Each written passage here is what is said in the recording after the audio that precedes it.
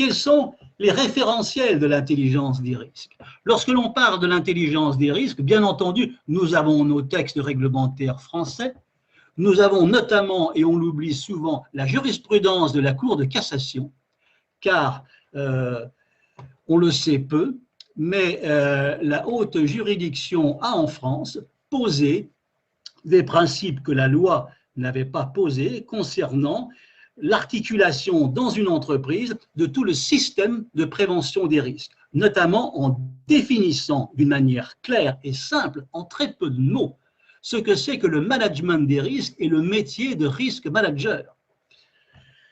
Je reviens à l'aspect international. Voici quelles sont les grandes sources de l'intelligence des risques. D'abord, l'ISO 31000, c'est le management global de tous les risques. C'est la norme internationale qui définit la façon dont une entreprise doit se protéger.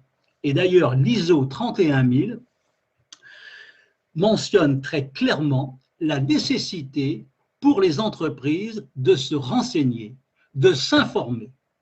C'est pour ça que cette norme internationale est non seulement une source en matière d'intelligence des risques, mais elle est une source en matière d'intelligence économique tout court, parce qu'elle indique aux entreprises cette obligation qu'elles ont d'anticiper, de se renseigner, d'être informées. La sécurité économique, c'est l'ISO 28000. Celui-ci est certifiant, c'est-à-dire que l'entreprise qui veut se faire certifier va devoir accomplir un certain nombre de process qui vont lui permettre, en fin de course, d'être vraiment de plein pied dans l'intelligence des risques. La sécurité de l'information, c'est l'ISO 27000. C'est tout ce qui concerne la cybercriminalité, la cyberdélinquance.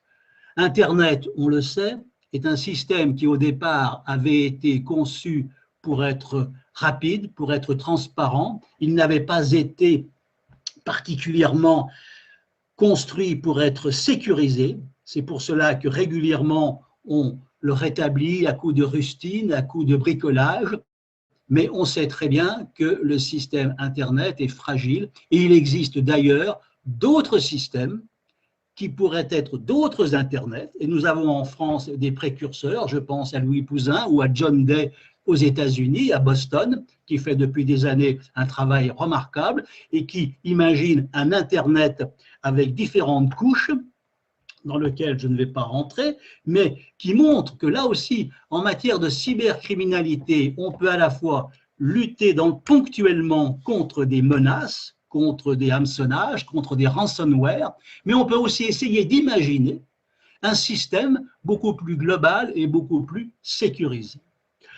Autre source de l'intelligence des risques, le management environnemental, toute la famille des ISO 14000. Et là, je le disais tout à l'heure, la France est pionnière. Nous sommes dans le pays où le recensement département par département, commune par commune, de tous les risques naturels et technologiques majeurs qui menacent nos entreprises a été particulièrement bien fait. Et donc, chacune de nos PME et de nos PMI peuvent se tourner auprès de leur préfecture pour recevoir communication immédiate de tous les risques encourus là où elles sont implantées ou là où elles voudraient demain s'implanter. Ensuite, la responsabilité sociétale des entreprises, eh bien, ça correspond à ce que j'évoquais en parlant du risque sociétal. Cette norme fait rassemblement de toutes les exigences de la société vis-à-vis des entreprises. Entre parenthèses, d'ailleurs, l'État se défausse de plus en plus sur les entreprises d'un certain nombre d'obligations en matière sociale qu'il ne peut plus assurer. Et d'ailleurs, d'une manière générale, on demande de plus en plus aux entreprises d'assurer la sécurité publique que l'État, malgré des effectifs pléthoriques de gendarmerie et de police, n'est plus en mesure d'assurer. Et là, je ne voudrais pas faire de la science-fiction, mais on va vers une privatisation croissante des métiers de sécurité et de sûreté.